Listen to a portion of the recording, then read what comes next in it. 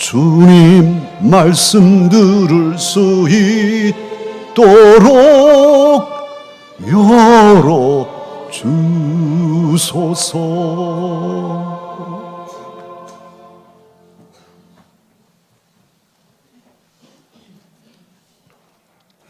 주 안에서 항상 기뻐하라. 내가 다시 말하노니 기뻐하라. 너희 관용을 모든 사람에게 알게 하라. 주께서 가까우시니라. 아무것도 염려하지 말고 다만 모든 일에 기도와 간구로 너희 구할 것을 감사함으로 하나님께 아뢰라. 그리하면 모든 지각에 뛰어난 하나님의 평강이 그리스도 예수 안에서 너희 마음과 생각을 지키시리라. 하나님 말씀입니다.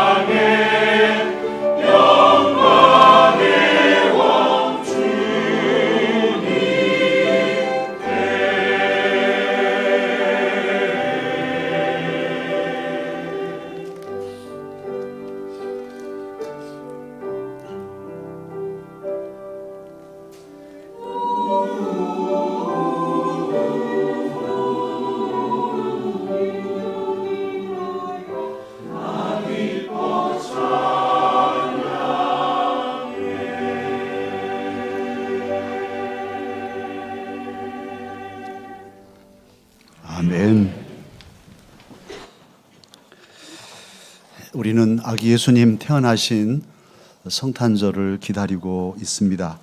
이미 아기 예수님 오셨지만 또 다시 새삼스럽게 첫 번째 성탄절 때 메시아를 기다리던 사람들의 마음으로 준비하고 성탄절을 맞이하는 이런 대림절을 지나고 있습니다. 또 멀리는 이 세상 끝날에 다시 오실 주님, 모르겠어요. 오늘 저녁에도 오실 수 있죠. 다시 오실 주님을 대림절에 더 준비하고 또 훈련하면서 기다리며 살아가고 있습니다. 예수 그리스도는 평화의 왕으로 우리에게 오신 주님이시죠. 하나님과 죄인인 우리 사이가 막혀 있었는데 주님은 오셔서 평화, 화해, 화목을 이루게 하셨습니다. 당신의 몸으로 막힌 담을 허시고 하나님과 우리를 하나 되게 하시고 화목하게 하시고 평화하게 하셨어요. 뿐만 아니라 유태인 하나님의 백성 이스라엘과 이방인 그리고 예수님을 믿는 우리들과 믿지 않은 많은 사람들 서로 평화하게 오신 분이 예수님이십니다. 뿐만 아니라 곳곳에 갈등과 다툼, 분열이 있는 그런 삶인데 그런 곳곳에도 예수님은 평화의 왕으로 오시는 주님이십니다. 이 예수님에 대해서 예수님 태어나시기 약 700여 년 전에 예언하였던 선지자 이사야는 이사야 9장 6절에서 그렇게 예수님에 대해서 예언하였습니다. 이는 한 아기가 우리에게 낳았고 한 아들을 우리에게 주신 바 되었는데 그의 어깨에는 정사를 메었고 그의 이름은 기묘자라 모사라 전능하신 하나님이라 영존하시는 아버지라 평강의 왕이라 할 것임이라. 할렐루야. 평강의 왕, 평화의 왕으로 예수 그리스도 오셨는데 오늘 본문에서는 빌립보서에서는 그 예수 그리스도 안에 하나님의 평강이 있음을 7절에서 증거하고 있습니다. 바울 사도님은 평화의 주 예수 그리스도께서 우리에게 오신다고 또한 증거합니다. 5절 하반절에 보면 주께서, 주님은 예수님이시죠. 주께서 가까우시니라. 주님이 지금 오고 계신다고 말씀하고 있습니다. 오늘도 주 예수님 평화의 왕은 저와 여러분에게 가까이 오고 계십니다. 평화의 주님 우리에게 오시면서 바울 사도님을 통해서 우리에게 말씀하십니다.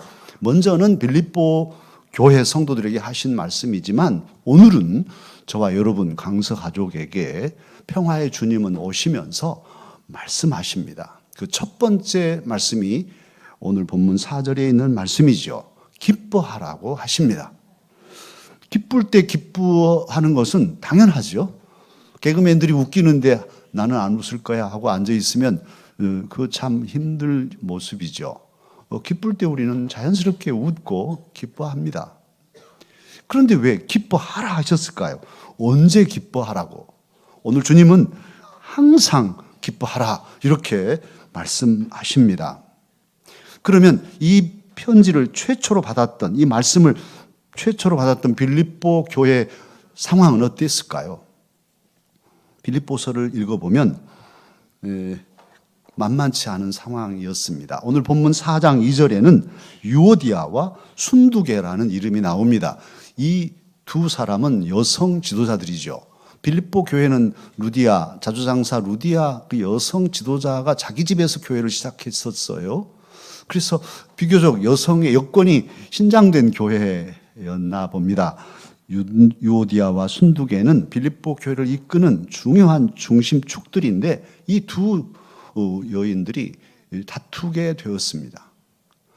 교회가 두 패로 나눠지게 되었습니다. 말하자면 권사님, 유오디아 권사님과 순두계 권사님이 서로 티격태격, 부엌에서 일을 해도 이렇게 저렇게 마음이 안 맞는 이런 일이 교회 안에 있습니다.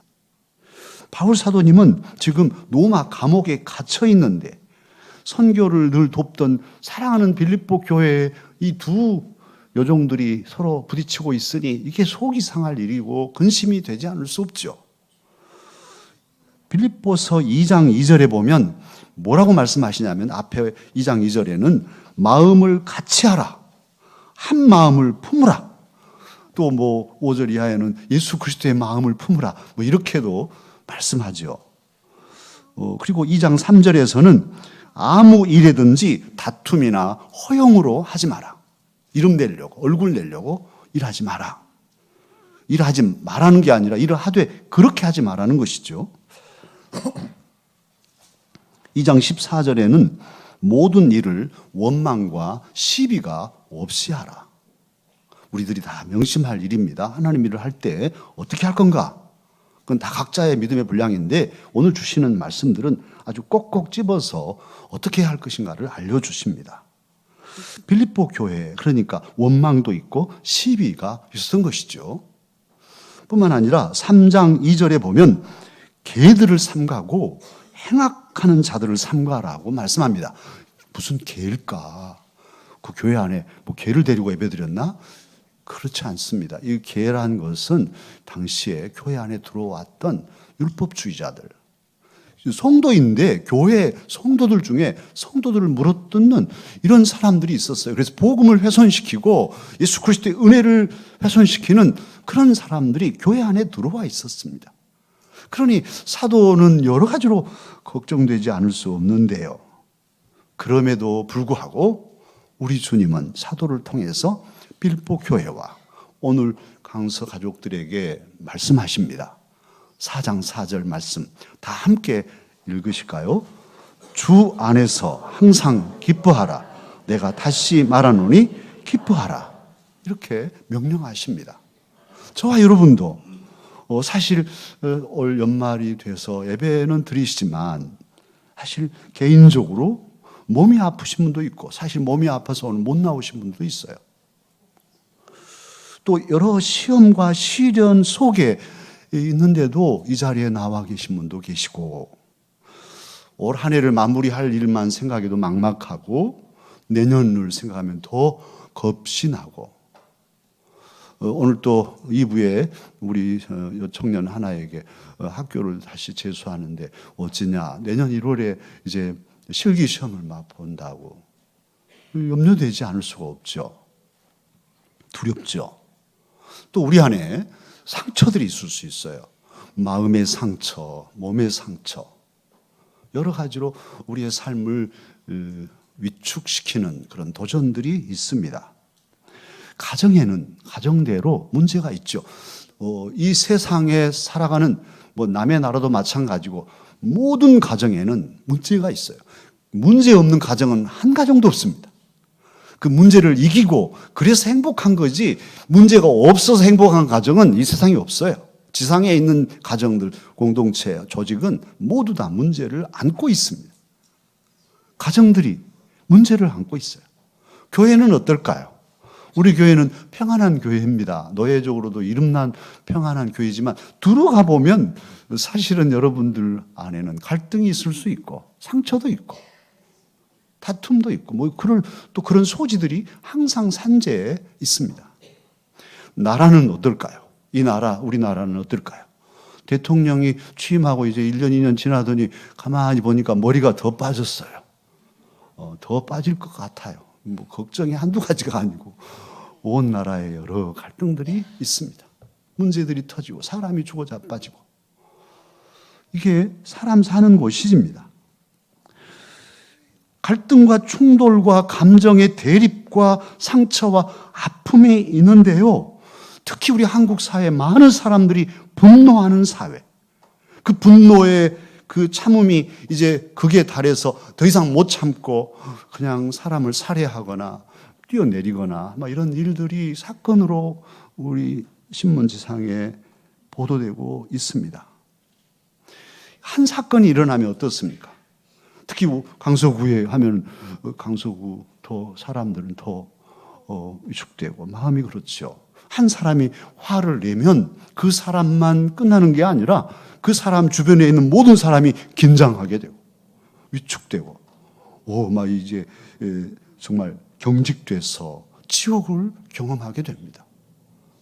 우리 강서교회 부엌에서 누구 한 사람이 성질을 내면 밥을 먹다 전부 다 위축돼요. 소화도 안 되고 이렇게 되는 것이죠. 지옥이 돼버리는 거죠. 한순간에. 그러기에 정말 기쁨이 필요한데요.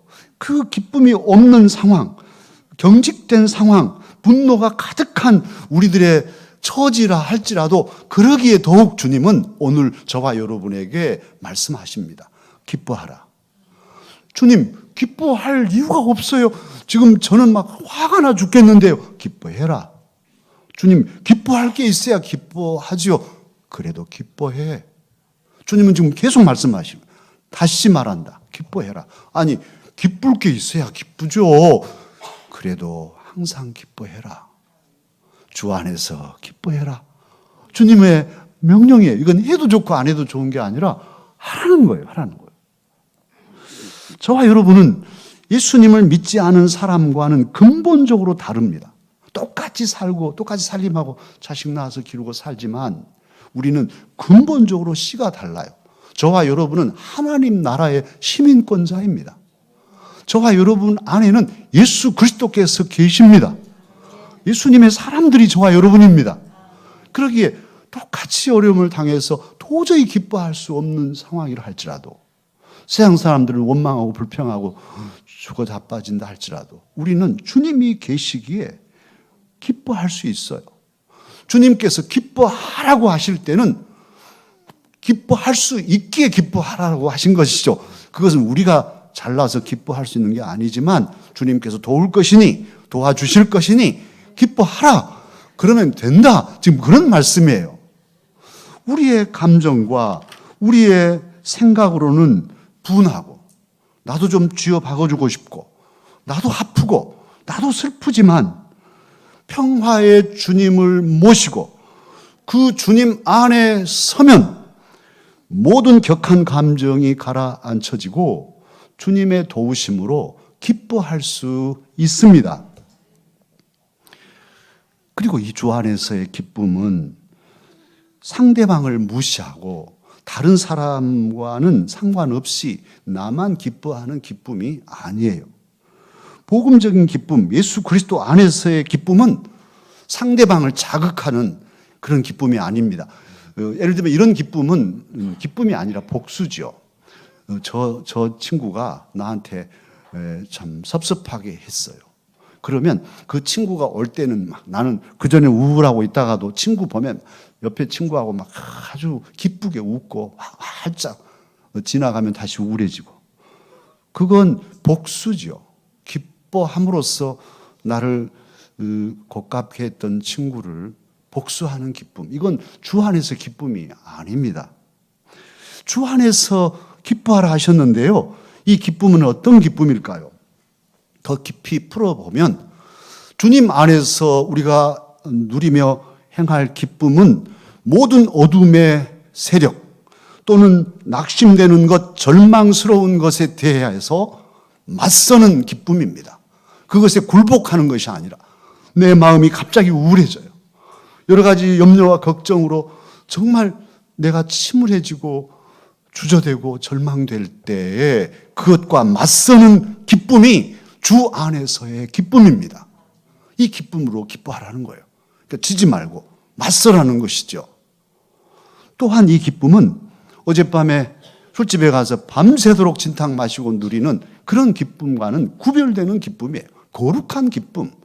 주님 안에서 늘 샘솟듯 느끼는 기쁨은 세상의 부정과 부패한 것에서 우러나오는 그런 쾌락과는 구별이 되는 기쁨입니다.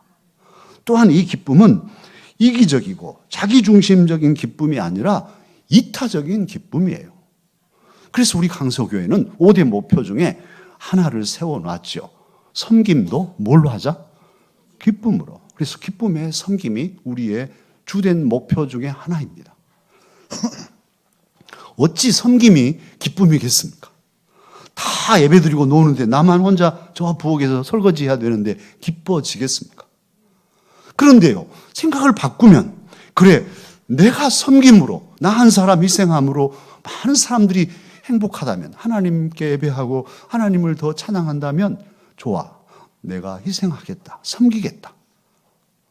이 일은 너무너무 소중하고 보람되니 나도 기쁘다. 다른 사람이 행복해서 이 섬김이 내게도 기쁨이다. 이게 기쁨의 섬김입니다. 놀랍죠? 생각의 차이이지만 주 안에서는 가능할 수 있는 일이에요. 주님 안에 있기에 주님은 나를 위해서 당신의 전부를 주셨는데 내게 그 주님 안에서 나도 주님처럼 나를 희생해서 우리 가족을 살리고 나를 희생해서 주님의 교회를 든든히 세우고 나를 희생해서 이 나라가 든든히 선다면 나는 기쁘다 하는 것이 주님 안에서의 이타적인 기쁨입니다. 주 예수님의 오심은 기쁜 소식, 유앙겔리온, 그의 복음이라 그 가스펠 기쁜 소식이라고 하지요. 우리에게 오시는 예수 그리스도는 모든 상황과 조건에 매이지 않는 기쁨을 저와 여러분에게 주시는 주님이십니다. 그러기에 주님 안에 있으면 우리는 모든 어둠과 슬픔과 절망에 맞서며 기쁨으로 승리할 수 있습니다. 주님은 저와 여러분이 그런 기쁨으로 이 연말연시를 승리하기를 원하십니다. 두 번째로 평화의 주님께서는 오시면서 저와 여러분에게 뭘 하라 하십니까? 오늘 말씀에 보면 관용을 베풀라고 말씀하십니다. 2018년 4월 달에 발표된 일인데요. 영국의 BBC가 27개국의 설문조사를 했어요. 그래서 여러 사항들을 조사했는데 그 중에 하나가 관용에 대해서 묻는 조항이 있습니다. 당신의 나라 사회 분위기가 타인의 문화와 성격과 배경 등에 관용적이라고 생각합니까? 이렇게 물었더니 대한민국 어땠을까요? 대한민국 사람들은 80%가 우리는 관용적이 아닙니다. 이렇게 대답했어요. 그래서 서열을 매겼더니만 관용적인 나라의 순위로 우리는 몇 등을 했냐 하면 27개국에서 26등을 했어요. 다행히 우리 뒤에 헝가리 하나 있더라고요. 나는 중국이 꼴등인 줄 알았어요. 중국은 우리보다 훨씬 높아요. 관용적이라는 게. 스스로 느끼기 우리는 관용적이다. 우리는 관용적이 아닌 거예요. 제 1위 나라는 우리 손형군이 갔다 온 캐나다가 관용적인 게 1위더라고요. 손형군 다시 가야 돼요?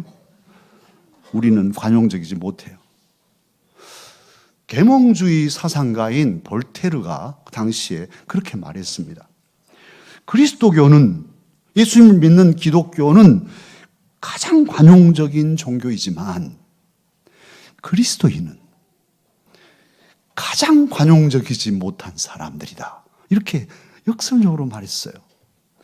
성경에 기록된 예수 그리스도, 그 주님의 정신, 신앙 자체는 사랑이요, 관용이요, 용서인데 실제 역사 속의 그리스도인들이 행한 일들을 보면은 참으로 편협하고 관용적이지 못한 일들이 비일비재했다는 거예요. 사랑하는 강사 여러분, 저와 여러분은 어떻습니까? 관용적입니까? 우리 주변이 관용적이지 못한 사회 속에 우리는 살고 있고 또 우리는 관용적이지 못한 기독교인으로 살고 있습니다. 그런데 저와 여러분에게 주님은 사도를 통해서 오늘 말씀하십니다. 5절 말씀을 다 함께 읽겠습니다. 너희 관용을 모든 사람에게 알게 하라. 주께서 가까우시니라. 주님이 곧 오시니, 가까이 오시니 관용해라. 그렇게 말씀하는데요. 그러면 관용이 무엇일까요? 관용은 여러 가지로 설명할 수 있겠는데 예를 들면 이런 것이에요. 저 친구가 나에게 해를 끼쳐서 막 제가 분노가 끓어오릅니다. 이제는 정말 그게 차서 윽 하고 터지려는 순간 관용은 한 박자 숨 쉬고 참고 그리고도 여전히 온유하지 말아요. 알았어요. 제가 그건 감수하지요. 하고 온유함을 유지하는 것.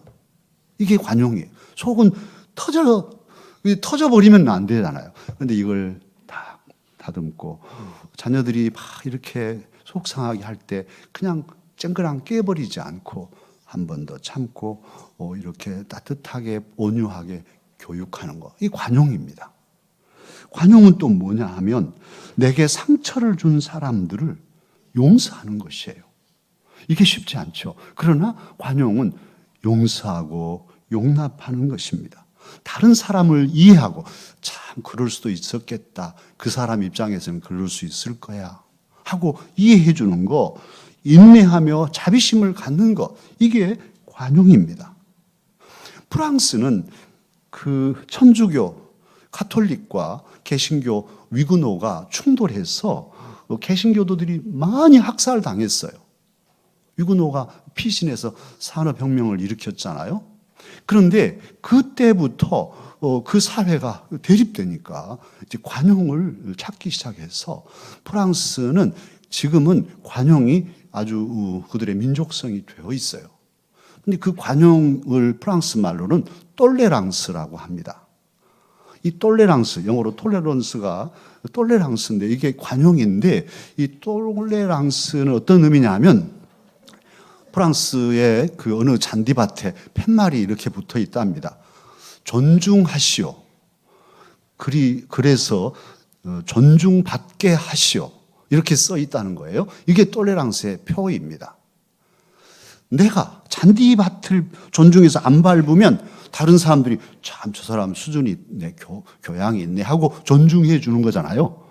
마찬가지 다른 사람을 내가 존중해 주면 그도 나를 존중해 주니 서로 존중하는 거, 서로 소중하게 여겨주는 거, 배려하는 거, 이게 톨레랑스라는 거예요. 타민족, 다문화 가족들, 우리 이번에도 그 얼마나 마음 인천에서 아픕니까? 다문화 자녀를 막 왕따 시켜가지고 결국은 뛰어내려서 죽어버리게 만드는 자식을 잃은 어미는 어떨까요? 이게 관용이 없는 거예요. 톨레랑스가 없는 거예요. 정말 아빠도 없이 얼마나 외로울까. 이해했더라면 이 녀석들이 오히려 도와줄 것인데 옷까지 빼앗아서 입고 있는 이런 그 무관용, 불관용은 상대방을 이해하지 못하니까 그런 것이죠. 사랑하는 강서가족 여러분, 왜 우리는 관용해야 할까요? 관용이 없으면 그 사회는 삭막해집니다. 사람은 누구나 실수하는 존재예요. 실수 없는 사람은 어디 있어요? 한번 나와보세요. 나는 실수 절대 안 한다고. 그런데 실수합니다. 저는 오늘 또 2부 예배 때는 주보를 또 안 갖고 올라와가지고 어떻게 주보가 없는데 광고를 어떻게 합니까? 그래도 다행히 몇 가지 생각나서 나머지는 다 읽어보세요 그랬어요. 여러분도 주보 앞으로 광고 다 안 할 텐데 읽어보세요. 그런데 실수한단 말이에요. 다 실수해요. 저는 한번 12월 월삭 때 저 벨이 안 울려가지고 늦어서 전화 안 했더라면 못 자고 못 오고 훅 잘 뻔했잖아요.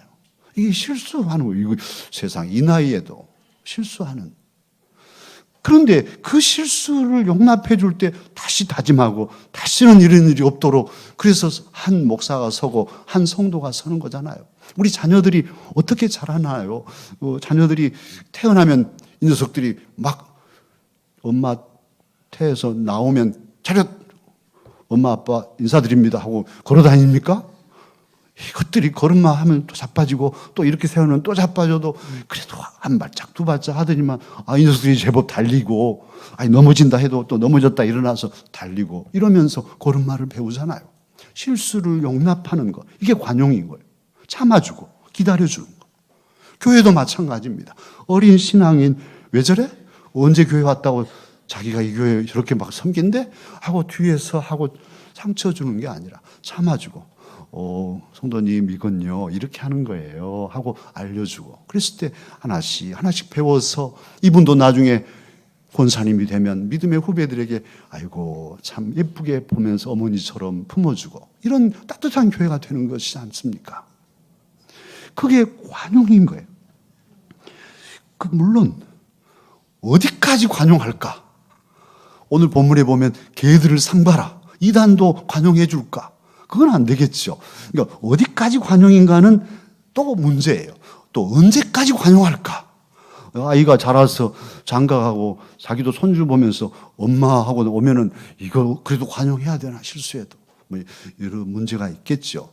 어디까지 언제까지 관용할 것인가는 각자의 신앙의 분량이고 영성 훈련의 어떤 그 분량이라고 할 수 있겠습니다. 어쨌든 주님께서 저와 여러분에게 원하시는 뜻은 관용하라는 거예요. 어쨌든 관용하라. 그 다 각자 분량이 다르지만 관용을 힘쓰면서 성장해 가라는 것이죠. 그리고 그 관용을 어떻게 하라고 하시냐면 오늘 모든 사람이 알게 하라는 거예요. 알게. 이게 뭔 말일까요? 왜 나의 관용이 모든 사람이 알아야 될까요? 사실은 관용하지 않으면요. A라는 집사님과 B라는 집사님이 서로 말다툼했어요. 그러면 이분들이 서로 관용하고 풀지 않은 걸 알아요.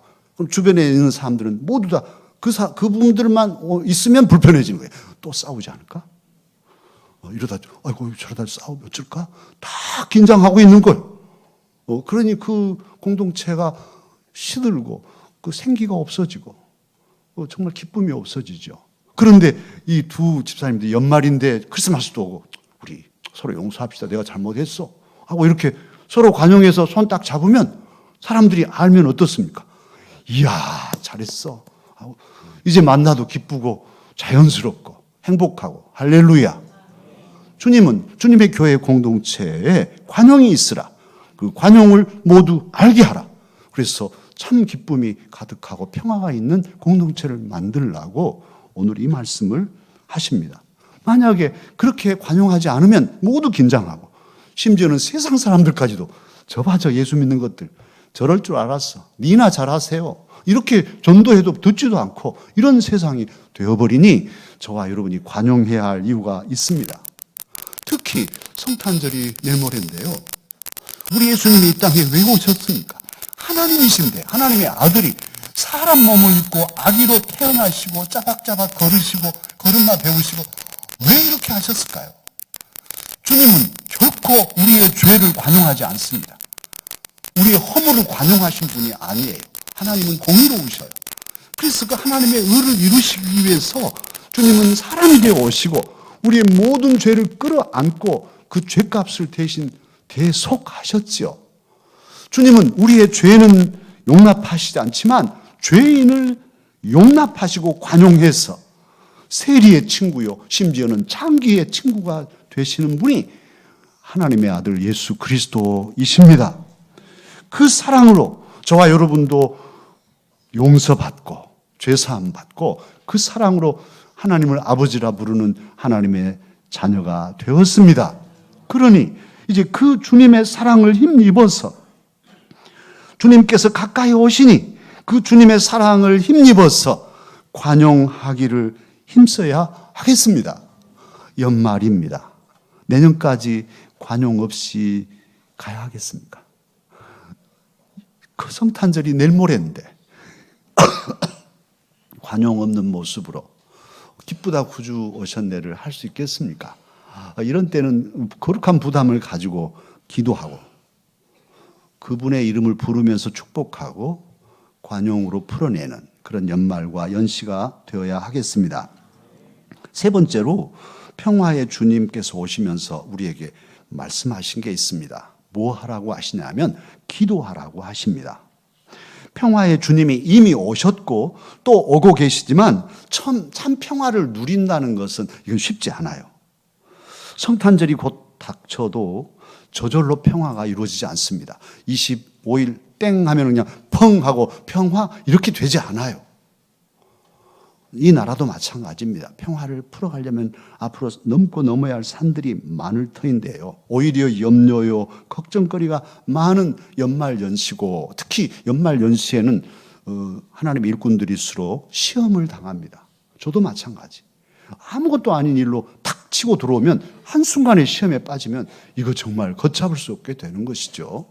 그래서 항상 기도하면서 이렇게 깨어 있어야 되는데요.